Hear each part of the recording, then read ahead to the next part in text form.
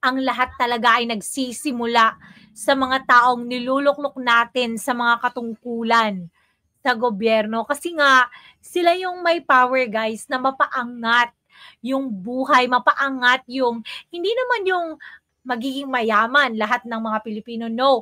I mean is mapapataas nila yung antas ng pamumuhay ng Pilipinas.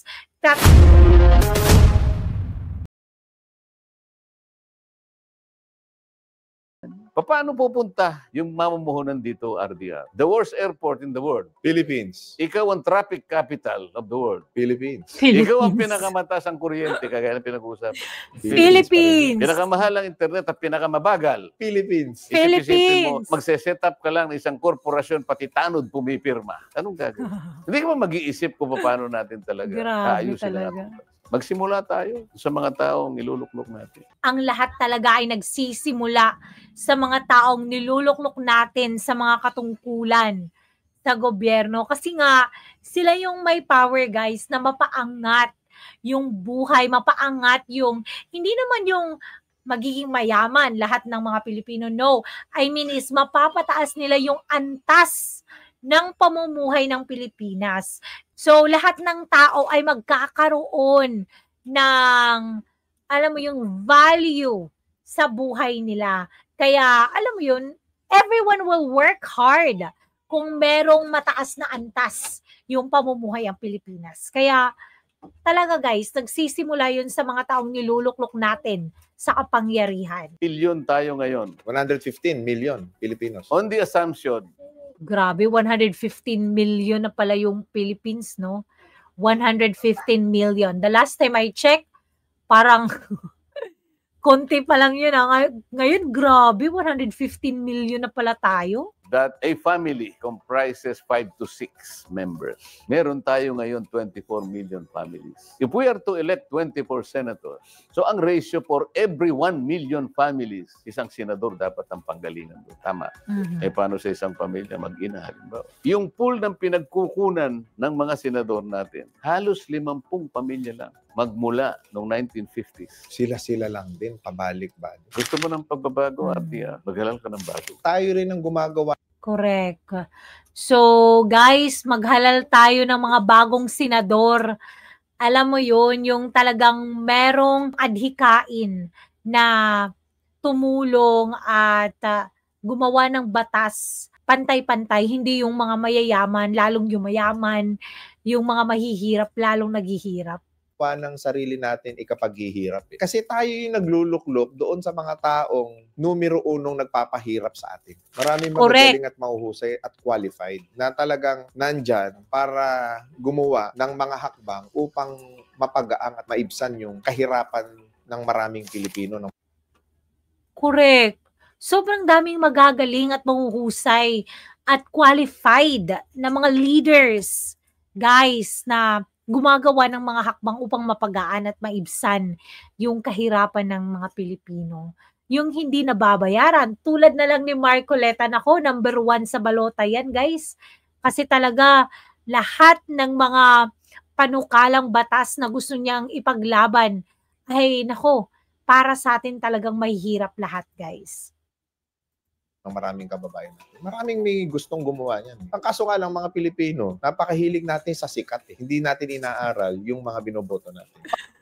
Correct. Alam mo yung pagsikat talaga, binoboto kagad, number 1 sa balota kasi kilalang kilala nila sa telebisyon. Di ba nga? Naku guys, wag ganun. Alam mo yung kilatisin talaga natin. I-search mo kung gusto mo malaman talaga. Mag-search ka sa mga taong iboboto mo, lalong-lalo na sa mga senators, guys. Very important talaga yun, guys. Hindi porket mga artista tapos bida sila sa mga pelikula, iboboto na natin. Kasi nga, hindi sa totoong buhay, guys, hindi yung mga bida-bida sa artista, hindi naman totoo yan. Iba rin talaga yung politika. Ibang-iba sa pagiging artista. Kaya guys, let's vote wisely talaga. paano ang pamamaraan siguro para lalo pang maging matalino yung mga kababayan natin na bumoto? Mass education talaga eh. Ako'y naniniwala kapag naintindihan nila ang katungkulan ng binigyan mo ng kapangyarihan. Halimbawa, sa isang senador, meron akong nakikitang Totoo guys, alam mo yung we need mass education on how to choose yung mga taong dapat nating iboto. Hindi yung magpapadala tayo sa alam mo yung mga binibigay nila. Oo, tanggapin natin yan kasi binigay naman nila yan eh. Pero guys, kailangan pa rin nating pumili kung sino yung mas, alam mo yon, nakikita nyong karapat-dapat na makakatulong sa pag-unlad ng buhay nating mga Pilipino. So, ito po, may binigay po si Marcoleta na mga role ng mga senators. Sinamarize niya yung mga role ng mga senador. 4 na katungkulan nila. Ano-ano yun? Pangunahin na rito yung tinatawag na legislation. Ito yung paggawa ng batas. Kasing halaga yung pangalawa, ito yung oversight function. Yung oversight, kinakailangan i-monitor mo na yung ginawa mong batas ay natutupad sang-ayon sa kanyang layunin. Ito yung nakalimutan. Yung kuryente, sinasabi ko sa iyo, ang layunin niya mababang kuryente. Nakalimutan. Walang nagmo-monitor. Bakit 23 years nang naandyan ang batas na yun? Bakit hanggang ngayon mataas pa rin ang kuryente? Natupad. Wala, oo nga, no? Grabe, 23 years na pala yung batas na yun na nagsusulong ng mababang kuryente. Pero hanggang ngayon, guys, nasa na yung mababang kuryente na yan? Lalong tumataas ng tumataas. Grabe, no? Kasi walang oversight function yung mga senador. Puro na lang project yung nasa isip. Alam mo yung walang nag-i-implement sa batas na yun. Kaya wala talagang nangyayari, no? Ba? Wala. Hindi naman kasi magte-trending yun. Mas inaatupag nila yung mga kung saan sisikat kasi botante habol nila. Totoo yan. Alam mo yung inaatupag nila kung saan sila magiging sikat. Lalong-lalo na doon sa ginagawa nilang, alam mo yung quadcom na yan. Tingnan mo, sumikat ngayon, tumakbo na sa senatorial race. Nako, daho. Yung babaeng sumikat ng dahil sa quadcom na yan. Ngayon, tumatakbo na for senator. Ay, nako guys. Kaya kailangan nating ma-educate ang botante. Pangatlo, ito yung inquiry in aid of legislation. Magkadikit itong dalawa. Kasi sa paggawa ng legislation, meron kang iniisip na maganda pero kulang sapagkat di mo nakikita yung technicality nun. Kaya minsan, tatawag sila ng resource person para mapunan yung pagkukulang ng iniisip niyang panukalang batas para ma-perfect niya hanggang sa mag-graduate siya into a law. Pagkatapos ito yung constituent function. Dinadalaw-dalaw mo sila. Para sa ganun, meron ka ring direct na access sa kanila. Yung palang Correct, no? Dapat dinadalaw-dalaw talaga. Alam mo yun, dapat hands-on talaga yung mga senator natin, no? Mga senador natin sa mga batas na pinapatupad nila kung napatupad ba talaga. 'Di ba nga? Grabe. Talagang hindi natutupad kasi magtanong ka eh. Nangyari po ba ito? Wala po. Ngayon, pumunta ka sa oversight, hindi pala nangyayari. Nakumusta mo na sila? Nakaisip ka pa kung anong gagawin mo. Sa mga senador natin, may Correct. nakakagawa ba? Ang nangyayari ganito, hindi oversight eh. Hindi in aid of legislation. Exhibit A, Alice Go ng Bamban. Yes. Nagkaroon ng resolution in aid of Ito na, yung mga ginagawa nila sa Quadcom, no? Yung mga in aid of legislation nilang ginagawa dyan. legislation, sabi nila, tinutugis nila, pero yung subject matter is human trafficking, illegal detention, at saka torture. Na naganap di umano sa isang lugar sa Bamban. So kung mo yung mayor is Alice Go, pati si Alice Go napatawad. Pumunta ron yung mayor. Doon sa resolution, wala siyang pangalan doon. So bakit siya isinalang doon? At pinagtatanong, sino ang nanay mo? Alam mo yung in aid of legislation. Sinong nanay mo dapat?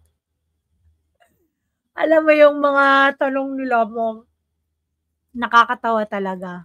Merong limitation yun. Dapat magkaroon ka muna ng legislative purpose na nakaabang na yung mga panukalang batas na gusto mong punan. Human trafficking ang nakalagay, illegal detention and torture. Sinong nanay mo? ano na yun eh, meron ng batas dun, di ba? So, hindi na in aid of legislation. Nasaan ang connection? Nasaan ang in aid of legislation? Wala doon eh. Because wala ka pang nailagay, hindi mo lang naiporma. Sana man lang doon sa pagsasalita niya, ito po yung mga manukalang batas. Pero nakalinya doon, in aid of legislation in order to strengthen PAGCOR. Nasaan si Alice Go? Mas marami tayong problema. Ano, tingnan nyo, to strengthen lang yung PAGCOR. Wala pa lang, ano mo yung nakalatag na batas. Walang walang batas na nakalatag na kailangan na lang tapusin para maipasa. Pero wala guys, ano lang, to strengthen lang PAGCOR. Ay, nako talaga. Ang mas malalaki, bakit niya nang inaatupag hindi yung kuryente? Yun ang sinasabi ko nga sa iyo. Ginagamit nila yung investigation in aid of legislation pero walang legislative purpose. Pag walang legislative purpose, wala kang limitasyon. Oo. Kahit ano doon, itatanong mo, wala kang direct. Correct. Kasi walang in aid of legislation. Kaya yun, alam mo yung lahat na lang na tinanong. Kaya yun. Naku, hindi naman kasi sila hindi naman kasi sila ombudsman or prosecutor para alam mo yun, mag-persecute ng tao. Naging korte na nga eh. Sabi ng Korte Suprema, Congress is not a national prosecution service. Congress is not a court. O bakit ganyan ang ginagawa niya? Kagaya ng sinabi mo kanina, diba nakikita ng mga tao eh. Naging entertainment and so on and so forth. Correct. Correct. Naging entertainment na lang. Alam mo yung wala na yung totoong function ng Congress, wala na yung totoong, alam mo yung purpose ng Congress. Kasi nga, naging, entertainment na talaga para sa lahat ng mga tao. Bumababa ang presyo ng pagkain. Ay, hindi. Wala. Bakit hindi mo padalhin sa piskal? Hindi natin kinakampihan si Alice Go. Kung ano man ang kanyang nilabag na tuntunin mga batas, nandyan ang NBI, nandyan ang CIDG. Imbestigahan ninyo, bahala na kayo. I-file ninyo sa korte. Kami ay Kongreso. Ang daming aatupagin sa bansa natin, kung Ang daming aatupagin. Isip-isipin mo, sabi ko nga sa umulan ng 30 minutes sa Kainta, yung mga sasakyan nila ipaparada nila sa matataas na lugar na. Sapagkat yung Ondoy talaga naging traumatic na experience sa amin yun. Itong Karina, tingnan mo na naman ang yan. Ano ba nangyari sa flood control? Bakit ba ganyan nangyari? Hindi kasi entertainment yan eh. Hindi entertainment yan. Correct. Kasi sobrang daming, alam mo yung malalaking bagay na dapat pagtuunan ng pansin. Kaya dapat, binibigay na lang nila yung persecute ng mga tao sa NBI, sa fiscal. Tapos, hindi talaga dapat na ginagawa yun ng Kongreso. Totoo talaga yung flood. Alam mo yung baha ngayon, hindi na nanggagaling sa parang kahit saan-saan na lang. Alam mo yung mga lugar dati na hindi pa nakakaranas ng baha, bumabaha na ngayon guys. Kaya meron talagang problema. Maraming masasangkot dun eh. Bakit natin iimbestigahan ang sarili natin? Ito, isa pa to, mapupunta rin sa Senado o napunta na rin sa Senado. Yung kay Pastor Kibuloy. Ano ang in aid of legislation dyan? Yan ang sinasabi ko, bakit sila ang nag-imbestiga doon? Nag-umpisa pa nga yun eh. Kung nakita mo, yung mga ipinresent nilang witness doon sa Senate investigation, nakamaska. Kung sa korte yun nangyari, pagagalitan ka ng korte. Oo nga, Bakit yung Congress yung nag-imbestiga sa kay Kibuloy? Grabe, hindi naman nila trabaho yun, di ba? Bakit ka mo? Bago ka tumestigo sa harap ng korte, tataas mo yung kamay mo. Susumpa ka. So, nag-iiba ng function ng Senado ngayon. Nagiging entertainment na lang. Sinabi na nga ng Korte Suprema, hindi ka pwedeng maglitis, hindi ka korte. Hindi ka pwedeng... Totoo. Hindi pwedeng maglitis. Ang mga senador, hindi sila korte, lalo-lalo na yung Congress, yung Quadcom na yan. Alam mo yun, hindi sila korte na para sagutin talaga lahat ng mga tanong nila. Kaya nga hindi sinasagot ni VP Sara kasi hindi naman sila korte para sagutin yung mga confidential funds na tinatanong nila. Pwedeng mag-prosecute, hindi ka piskal, hindi ka prosecutor. Senado ka, Kamara ka, ang tawag sa inyo, Congress. Bakit kayo yung nag-i-initiate ng pag-iimbestiga? Tingnan mo na lang yung pag-serve ng warrant of arrest. Bago ako naging congressman, trial lawyer din ako. Pag nag-serve ka ba ng... Trial lawyer din si Marcoleta, kaya alam na alam niya yung sinasabi niya. Kaya pag kayo talaga... warrant of arrest, kasama na yung paghuhukay. Isang batalyon ba yung dadalhin mo ro? Kaya tinanong ko yung chairman ng Human Rights Commission, yung pagdala ba ng santambak ka kung mga pulis doon, sa akala mo ba walang nalabag na karapatang pantao? Yun ay isang religious compound. Ano man ang pananampalataya natin, wag na nating pakialaman yon. Ngunit, yung sarili ng pananampalataya, itinataguyod nila yon. Correct. Naniniwala talaga pag si Congressman Marcoleta ay nanalo, wala talaga siyang titingnan na kahit anumang relihiyon na ilalaban niya, kundi pantay-pantay talaga. Kaya, wow, ang galing-galing talaga. Totoo yun. Kahit ano pang mga batas na lilabag nila, hindi naman dapat sila yung lumilitis, kundi dapat yung Supreme Court. Meron silang worship siguro doon at mga aktibidad na may kaugnay sa kanilang paniniwala. Nilagyan mo ng santambak na pulis at doon sila nagkampo, hindi nila nagawa yung dati nilang ginagawa at pagsasabuhay ng kanilang paniniwala. Meron ba akong Totoo. Ano talaga, may nalabag na human rights, no? Kasi, alam mo yung dinalhan ng isang batalyong mga pulis. nalabag? Meron po. Anong gagawin mo? Wala naman daw silang prosecutory power. Ay, ano ang gagawin mo? Alam mo na merong nalabag na civil and political rights. Alam mo ba sa batas ng PNP, ang dapat na nangingibabaw yung local executive, yung mayor. Bakit ang nagpapunta ron ay yung PNP chief superintendent? Saan mo kinuha? Grabe. Oo, PNP chief superintendent. So, galing sa Maynila. Hindi galing sa Davao. Hindi galing sa mayor. Yung ano na yun, yung utos na yun, kundi galing sa PNP chief. Kuha yung lahat ng pulis na yun. Ibig sabihin nun, merong mga lokal na lugar na kinunan mo ng pulis. Sino nagbabantay ngayon? Wala. Wala. Kailangan nilang ipaliwanag yun sa structure ng present na PNP ngayon. Walang nagawa yung mayor ng Davao City. Correct.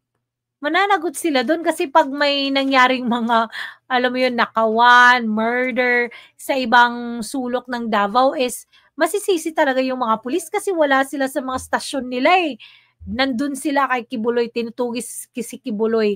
Kahit na si Kibuloy mag-isa lang pero sila isang batalyon. Grabe yun, no? Problema sa pagkain, problema sa kuryente, problema sa baha, problema, walang trabaho, negosyo, ang hirap umasenso sa Pilipinas. Mga empleyado, 8 hours to 9 hours nagtatrabaho, hindi maayos. Hospitalization, ang daming problema. Education, inuna yung papogi, pakyot, papansin. Dapat totoo talaga yung mga sinasabi ni RDR. Yung problema natin sa bansa, edukasyon. Sobrang baba ng kalidad ng edukasyon natin dito sa Pilipinas. Compared mo yun sa ibang bansa. Tapos, meron pang problema sa pagkain, problema sa baha, problema sa kalusugan. Sobrang dami talaga. Tapos, yun yung inaatupag nila, yung paglilitis ng mga tao. Hindi naman nilang trabaho yun. Hindi naman yung job description ng mga senador, ng Congress. Grabe guys, no? Sobrang dami ko talagang natututunan kay Marcoleta. Kaya guys, yun yung mga trabaho ng mga senador. Kaya dapat talaga na, alam mo yun, pag-aralan talaga natin yung mga iboboto natin guys. Hindi lang yung kung sino yung, alam mo yun, kung sino yung mga sikat, iboboto na natin. Alam mo yung mag-research din tayo kung sino yung mga binoboto natin. Importante talaga yun guys. Kaya nako, thank you so much guys for watching. Anong mga reaction nyo? Ano yung masasabi nyo tungkol sa mga ipinahayag ni Marcoleta? Kaya don't forget to like and share this video guys. And please subscribe to my channel. Thank you so much for watching. Bye!